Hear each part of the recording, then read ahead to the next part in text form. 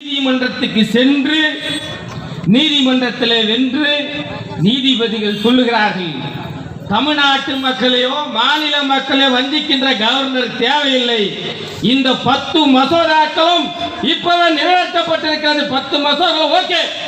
தமிழ்நாடு கொடுத்த கவர்னருக்கு அத்தனை மசோதாக்களும் ஓகே. இனிமேல் கவர்னர் ஒரு வாட்டி அனுப்பினா பாஸ் பண்ணணும், 2வது வாட்டி அனுப்பணும் பாஸ் பண்ணலாம். அது தானாக அந்த பட்ஜெட் பாஸ் ஆகிடும், அந்த தீர்மானங்கள் பாஸ் ஆகிடும் கவர்னரை வந்து இன்னைக்கு சொல்லியிருக்காங்கன்னா, இது தமிழ்நாடு மாநிலத்துக்கு மட்டுமல்ல, கேரளா மாநிலத்துக்கு மட்டுமல்ல, ஆந்திரா மாநிலத்தை மட்டுமல்ல, இந்தியாவில் இருக்கின்ற அத்தனை மாநில சர்க்காருக்கும் கவர்னரே தேவையில்லை என்ற அளவுக்கு இன்றைக்கு ஒரு ஆர்டரை வாங்கி கொடுத்தது, ஒரு வழக்கை வாங்கி கொடுத்தது நீதிமன்றம் சென்றார் என்றால் நம்முடைய தமிழக முதல்வரான தளபதி. அதுதான் தலைவர் கலைஞருடைய மகன், அதுதான் தமிழ் உணர்வு, அதுதான் திராவிடர் மாடல். யோசிக்குங்க. இன்னைக்கு எடப்பாடின்றான், எடப்பாடி யார் காலில் விழுந்தா? சசிகலா காலில் விழுந்தா. அது பழைய காலம் ஆயிடுச்சு. நாளைக்கு அமித்ஷா வராரு, புது காலில் போய் விழ போறான். அதிமுக எத்துமே அடமானம் வைக்க போறான். ஏற்கனவே ஜிகே வாசம் வச்சுட்டாரு. அப்பம் பிள்ளைக்கு தகராறு. இப்போ தைலாபுரத்தில் பஞ்சாயத்து நடந்துருக்கு.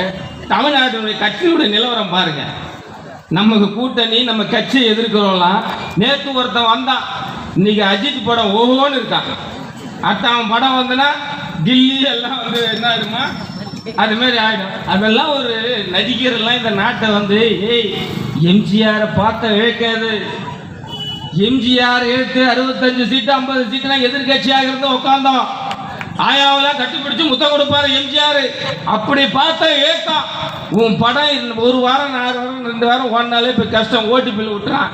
நீங்களாம் வந்து எப்பத்தி ஆட்சி பிடிச்சி ஐயோ எங்களுக்கு இதெல்லாம் வேதனையாக இருக்குது. ஏக்கா அப்பா, நம்ம சுஜாதா தான் சொல்லுவாங்க இதெல்லாம், அவங்க தான் பேசுறதுக்கு நல்ல அருமையான பேச்சாளர்கள். எனவே நாட்டு மக்களே, நடுநிலையாளர்களே, நிறைய பேர் வருவான். இன்னும் ஒரு 9 மாதம் 10 மாதம் தேர்தலுக்கு நிறைய வாக்குறுதி கொடுப்பான். எவனாலும் எதுவும் செய்ய முடியாது.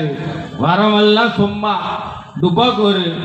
நம்ம வந்து திராவிட மாடல் ஆட்சி என்னென்ன திட்டங்களை செய்திருக்காரோ அத்தனை திட்டங்களையும் தொடரும், நிறைய திட்டங்களை தொடருவோம் என்று சொல்லி வாய்ப்புக்கு நன்றி கூறி விடைபெறுகிறேன்.